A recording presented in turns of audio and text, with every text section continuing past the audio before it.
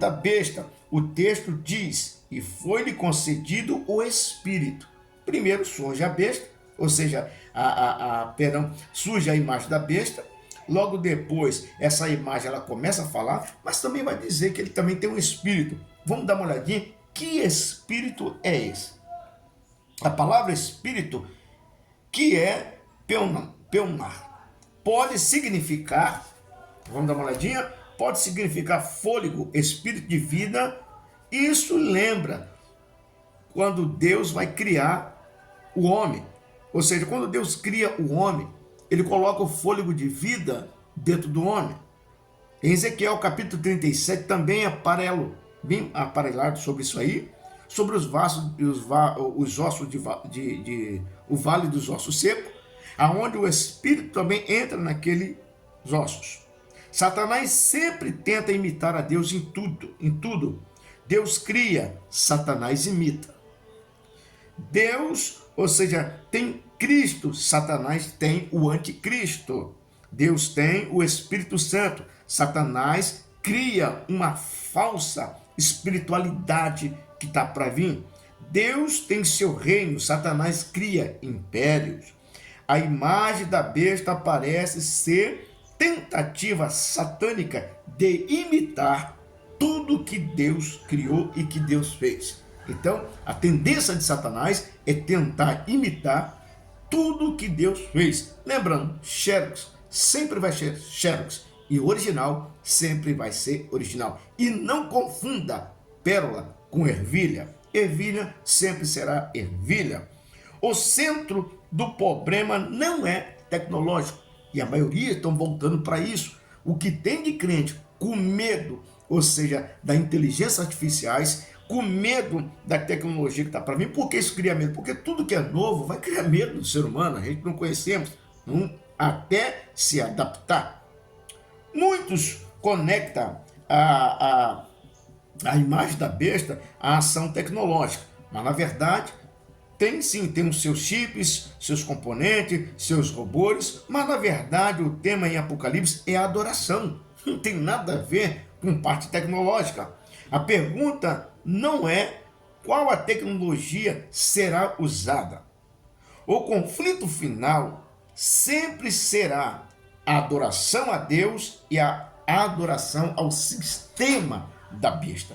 Então temos que ficar bem atentos sobre essas questões que estão para se vir. E a maioria das pessoas às vezes tem medo, simplesmente é da tecnologia, mas o que mais vai estar no final de tudo isso é a adoração a Deus. Ou vamos adorar a Deus, ou vamos estar adorando o sistema da besta que está por vir. Então, Apocalipse capítulo 13 em diante, e quando vai falar sobre o surgimento da besta, sobre os 10 chifres, sobre os diademas, né? Sobre as 7 cabeças, tudo está relacionado aqui sobre adoração. A imagem da besta é uma religião mundial. Observe bem, em Apocalipse, ela vai nos mostrar que a segunda besta como um falso profeta.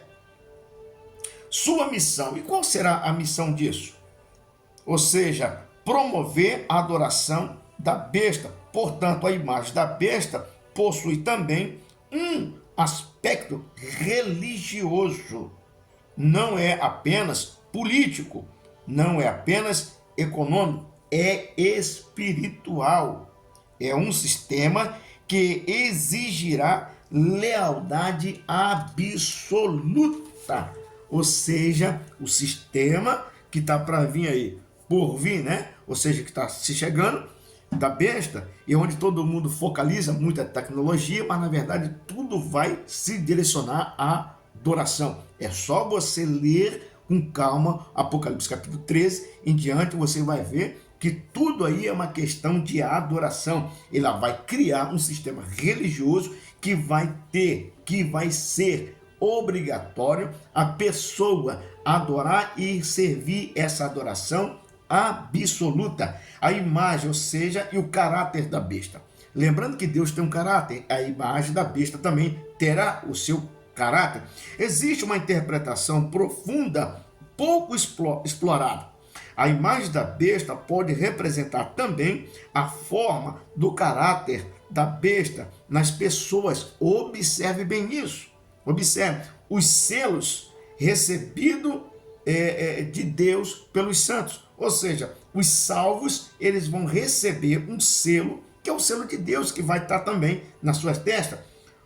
Os perdidos, os rebeldes, também vão receber a marca da besta na sua testa. Em outras palavras, uns vão refletir Cristo e outros também vão refletir a besta, ou a imagem da besta. Assim, a humanidade será dividida em duas imagens. Guarde bem isso. Uma imagem de Cristo e a outra imagem será da besta. Então, o maior conflito sempre vai ser e sempre foi por adoração. Observe, os santos também vão ter o selo de Deus na sua fronte, na sua testa.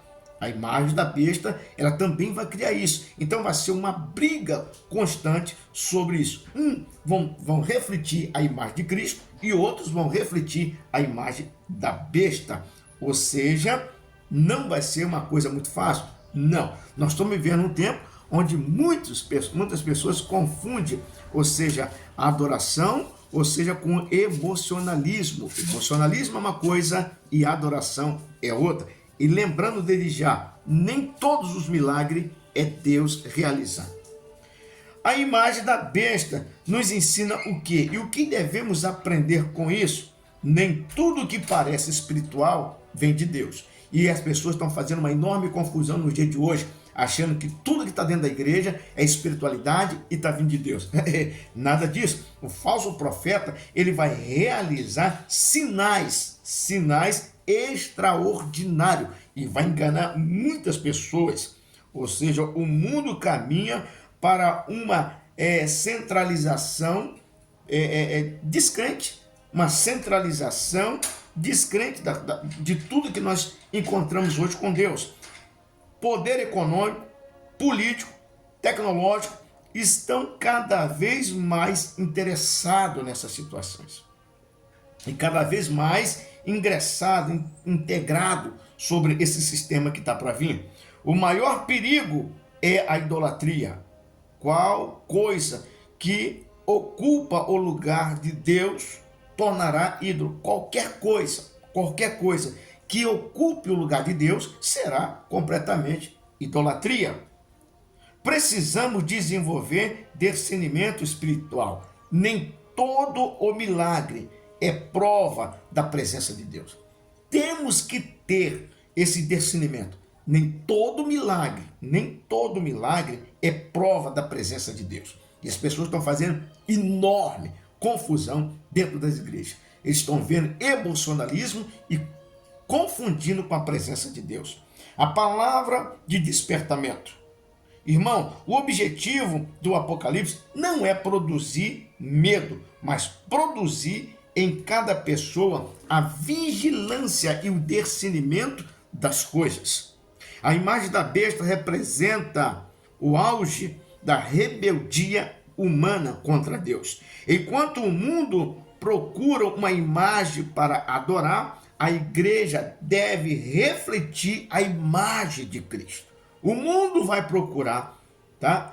Ou seja, vai procurar uma imagem para adorar. E a igreja tem que se despertar para refletir a imagem de Cristo nos tempos tenebrosos que estão por vir. O conflito final não será apenas entre governos e nações. Será entre reinos, o reino de Cristo e o reino da besta. E a grande pergunta profética continua ecoando. Quem é semelhante à besta? Apocalipse capítulo 13, no versículo 4, ele vai dizer uma coisa bem interessante. Apocalipse capítulo 13, versículo 4. E adoraram o dragão, e deu-lhe a besta o seu poder, e adoraram a besta, dizendo: quem é semelhante à besta? Quem poderá batalhar contra ela? Parece que a pergunta ficou sem resposta, né? Mas não ficou sem resposta. Eu disse lá no começo que a Bíblia por ela mesma se expressa. A Bíblia por ela mesma, ela vai se explicar. Quem é semelhante à besta? mas os céus respondeu à altura. Digno é o cordeiro que foi morto e reviveu. Apocalipse capítulo 15, no versículo 12. Olha só que palavra profética. Você ouve 5, perdão, Apocalipse capítulo 5, no versículo 12. Acompanha comigo essa palavra profética diante dos céus. Apocalipse 5, versículo 12. Que com grande voz dizia: digno é o cordeiro que foi morto de receber o poder, que foi morto e recebeu o poder, riqueza e sabedoria e força e honra e a glória e ação de graça. Esse daí é o verdadeiro Cristo. Ou seja, o céu pode até enganar, mas as escrituras sagradas não deixará enganado. As pessoas em Apocalipse capítulo 13, versículo 4, quem será semelhante à besta? Mas lá em Apocalipse capítulo 5, versículo 2, diz bem claro: o cordeiro é digno que foi morto e reviveu para todo sempre. No fim, não será a imagem da besta que triunfará. Guarde essa palavra profética. No fim, não será a imagem da besta que triunfará, mas o cordeiro, o reino de Deus, ou seja, o reino do Senhor Jesus Cristo, será eterno para todo o sempre. Que Deus possa te abençoar poderosamente. Eu quero deixar uma frase aqui, uma palavra bem profética. Irmãos, o objetivo do Apocalipse não é produzir medo, mas produzir em cada pessoa despertamento e vigilância, porque dias tenebrosos estão por vir.